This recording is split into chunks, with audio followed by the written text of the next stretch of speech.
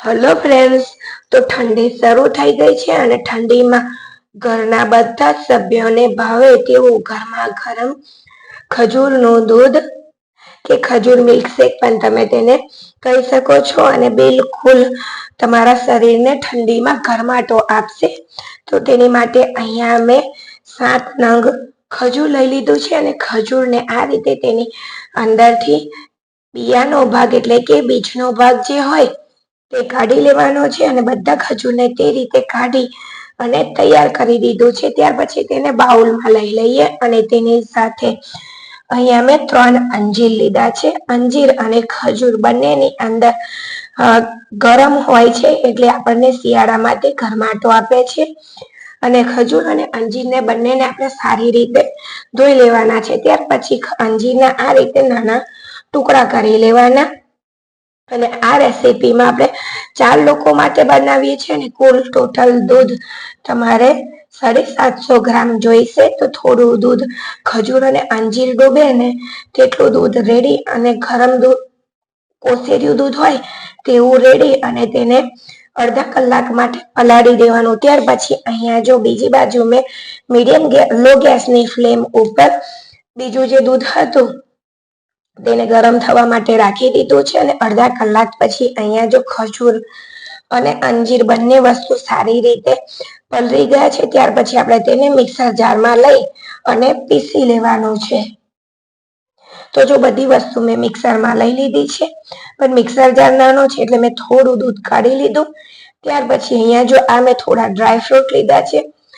તમારી પાસે જે ડ્રાય ફ્રૂટ અવેલેબલ હોય એ તમારે લઈ લેવાના, બાકીનું તમે સ્કીપ પણ કરી શકો છો.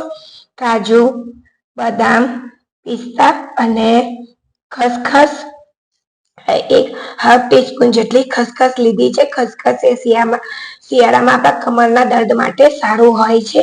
તો બધી વસ્તુને જો અહીંયા મેં સારી રીતે પીસી લીધું છે અને એકદમ સરસ થીક પેસ્ટ તૈયાર થઈ ગઈ છે. અને મગજતરીના બીજ પણ લીધા છે.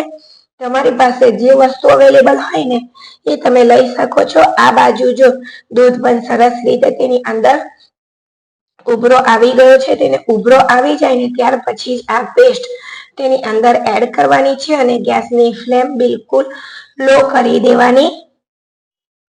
તો ગેસની ફ્લેમ લો કરી અને બધી પેસ્ટને આપણે દૂધની અંદર એડ કરીશું. આમ કરવાથી દૂધની અંદર એકવાર ઉભરો આવી ગયા પછી આપણે પેસ્ટ એડ કરીશું ને તો દૂધ આપણું ફાટશે નહીં. નહીતર ખજૂરની રીતે કેટલી વાર દૂધ ફાટી જતું હોય છે. તો પેસ્ટ એડ કર્યા પછી સતત આપણે મીડિયમ ગેસની ફ્લેમ ઉપર તેને સ્ટર કરતા રહેવાનું છે એટલે કે હલાવતા રહેવાનું છે. અને આને આપણે 3 મિનિટ માટે જ કૂક કરવાનું છે. વધારે વાર માટે તેને કૂક કરવાનું નથી, નહીતર દૂધ ફાટી જશે. અને અહીંયા તમે જોઈ શકો છો કે કેટલું થીક દૂધ તૈયાર થઈ ગયું છે ને એક સરસ ઉભરો પણ આવી ગયો છે અને એકદમ સરસ થીક દૂધ તૈયાર થઈ ગયું છે. ખજૂરનું દૂધ કે ખજૂર મિલ્કશેક પણ તમે તેને કહી શકો છો. જો તમારા શરીરમાં વીકનેસ અને થકાન રહેતી હોય, થાક લાગતો હોય તો આ શિયાળામાં તમે દરરોજ 1 ગ્લાસ સવારે પી લેજો તો આખો દિવસ તમારા શરીરમાં એનર્જી રહેશે, થાક નહીં લાગે, લોહી પણ તમારું વધશે અને લોહીની કમી પણ નહીં થાય. ખજૂર અને અંજીર છે